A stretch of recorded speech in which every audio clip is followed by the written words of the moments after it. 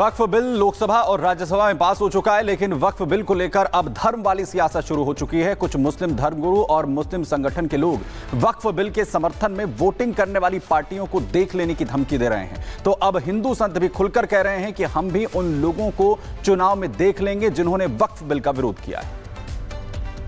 The bill is passed.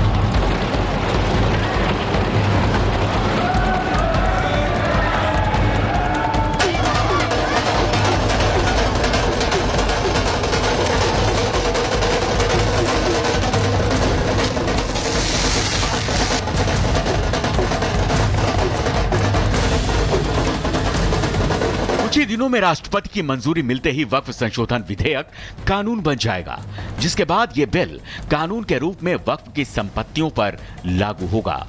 हालांकि वक्फ bill कानून का रूप ले पाता उससे पहले ही देश की सियासत में वक्फ बिल के साइड इफेक्ट अभी से दिखने लगे हैं। कुछ मुस्लिम संगठन के लोग मुसलमानों से अपील कर रहे हैं कि उन पार्टियों को पहचान लो जिन्होंने वक्फ संशोधन बिल का समर्थन किया है। तो कुछ मौलाना और मुस्लिम संगठन के जवाब में प्रसिद्ध कथावाचक देवकीनंदन ठाकुर ने भी सनातनियों से अपील की है कि वो इन पार्टियों को अच्छे से पहचान लें जो संसद में वक्फ बिल के विरोध में खड़े हैं और वोटिंग कर रहे हैं। जिन लोगों पर मुस्लिम तंजीमों को उम्मीद थी वो बेनकाब हो चुके हैं। जेडीयू, तेलुगु देशम पार्टी, रामविलास पासवान की पार्टी, आरएलडी, ये सब बेनकाब हो चुके हैं जो मुस्लिम वोटों के नाम पर राजनीति करते हैं। तो बड़े अफसोस की बात है, जिस तरीके से उम्मीद लगाई गई थी नीतीश कुमार जी से और नायडू जी से, वो उस उम्मीद के ऊपर खड़े नहीं उतरे। उम्मीद मतलब क्या, आप बिल का खिलाफत चाहते थे? उम्मीद थी कि बिल की खिलाफत में ये वोट करेंगे। बिल का खिलाफत क्यों मौलाना साहब? बिल का खिलाफत इसलिए कि वक्त जो है माले खुदा, माले रसूल, माले इमाम है, वक्फ अल औलाद है, वक्फ अल खैर है। औकाफ हमारे पूरी तरीके से तबाह बर्बादी से बचाने के लिए। अभी सदन में वक्फ बिल पास हुआ है, रात के 12 बजे तक बहस चली है और उनका पक्ष लेने वाले हिंदू नेता हैं। एक भी मुस्लिम नेता ने यह नहीं कहा कि सनातन बोर्ड बनाओ, लेकिन कितने हिंदू नेता हैं जो कह रहे हैं कि वक्फ बोर्ड बचाओ।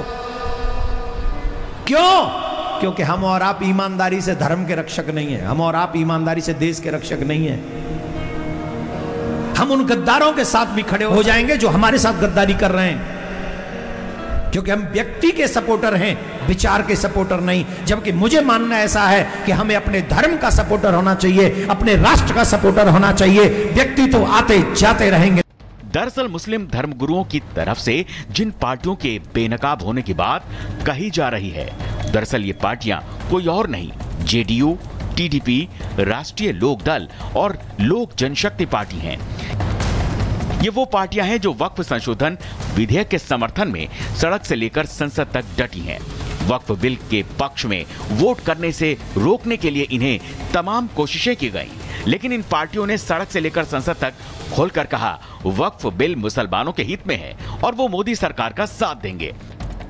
ये जो अमेंडमेंट आया है तो खास करके जो पसमानदा मुसलमान है, गरीब सब मुसलमानों के लिए, खास करके उन वर्गों में जिनमें गुर्बत है, जिनकी अपनी समस्या थी, तो वो अब इसमें भी पार्टिसिपेट कर सकते हैं, उनके रिप्रेजेंटेटिव होंगे और उसमें बेटर तरीके से ये इस पैसे से उनके लिए भी बेहतर स्कूल हो, अदर इंस्टीट्यूशंस हो, वो सुविधा किया जाएगा। जो भी मोदी सरकार लेकर आती है आपके लिए अनकॉन्स्टिट्यूशनल हो जाता है, आपके लिए वो काला दिन हो जाता है।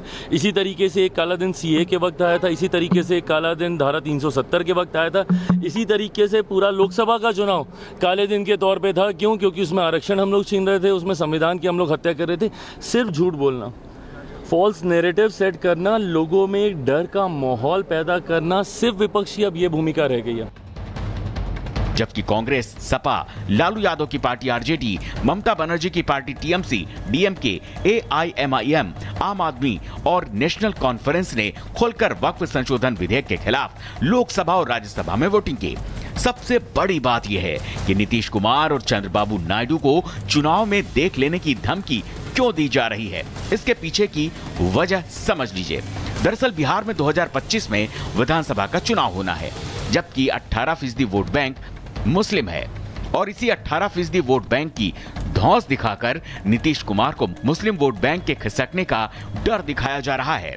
बात यूपी की करें तो यूपी में 2 साल बाद 2027 में विधानसभा चुनाव होने हैं। यूपी में हर 5 में से 1 वोट मुस्लिम है और इसलिए जब वक्फ संशोधन बिल लाया गया तो अखिलेश यादव मुस्लिम वोट बैंक की चाहत में वक्फ बिल के विरोध में डटे रहे। मैं अंत में इतना ही कहना चाहता हूं कि ये वक्फ बिल जो लेकर के आए कोई उम्मीद लेकर के नहीं आ रहा है। ये सोची समझी रणनीति का हिस्सा है। मैं और अपने दल और साथियों के साथ कहता हूं कि समाजवादी पार्टी बिल का विरोध करती है, वोट पड़ेगा तो हम इसके खिलाफ वोट डालने जा रहे हैं। सर बिल पास हुआ कुछ तो भूल सर क्या पास हुआ? जो बहुमत में होता है उनका तो बिल पास ही हो जाता है।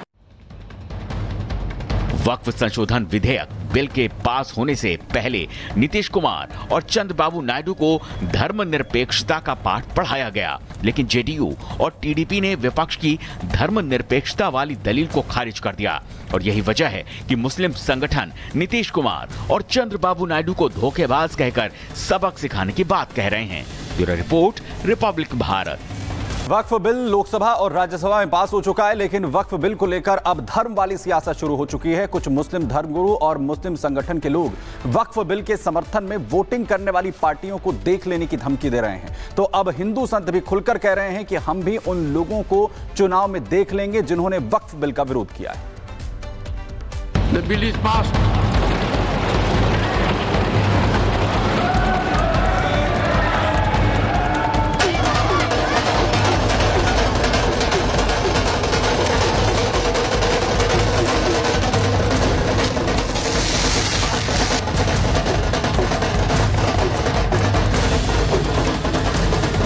कुछ ही दिनों में राष्ट्रपति की मंजूरी मिलते ही वक्फ संशोधन विधेयक कानून बन जाएगा, जिसके बाद यह बिल कानून के रूप में वक्फ की संपत्तियों पर लागू होगा।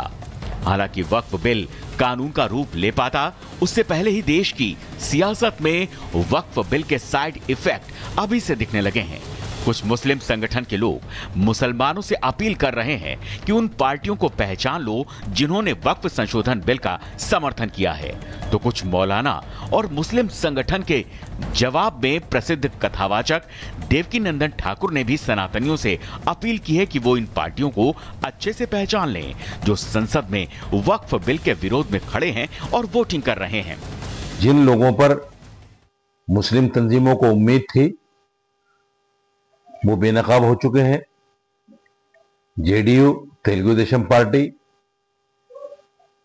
रामविलास पासवान की पार्टी, आरएलडी, ये सब बेनकाब हो चुके हैं जो मुस्लिम वोटों के नाम पर राजनीति करते हैं। तो बड़े अफसोस की बात है, जिस तरीके से उम्मीद लगाई गई थी नीतीश कुमार जी से और नायडू जी से, वो उस उम्मीद के ऊपर खड़े नहीं उतरे। उम्मीद मतलब क्या आप बिल का खिलाफत चाहते थे? उम्मीद थी कि बिल की खिलाफत में ये वोट करेंगे। बिल का खिलाफत क्यों मौलाना साहब? बिल का खिलाफत इसलिए कि वक्फ जो है माल खुदा, माल रसूल, माल इमाम है, वक्फ अल औलाद है, वक्फ अल खैर है।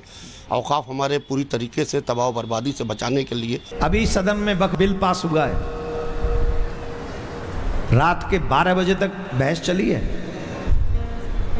और उनका पक्ष लेने वाले हिंदू नेता हैं।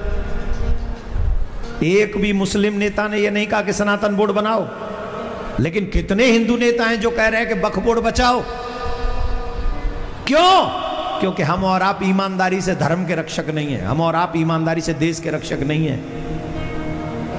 हम उन गद्दारों के साथ भी खड़े हो जाएंगे जो हमारे साथ गद्दारी कर रहे हैं, क्योंकि हम व्यक्ति के सपोर्टर हैं, विचार के सपोर्टर नहीं। जबकि मुझे मानना ऐसा है कि हमें अपने धर्म का सपोर्टर होना चाहिए, अपने राष्ट्र का सपोर्टर होना चाहिए। व्यक्ति तो आते जाते रहेंगे।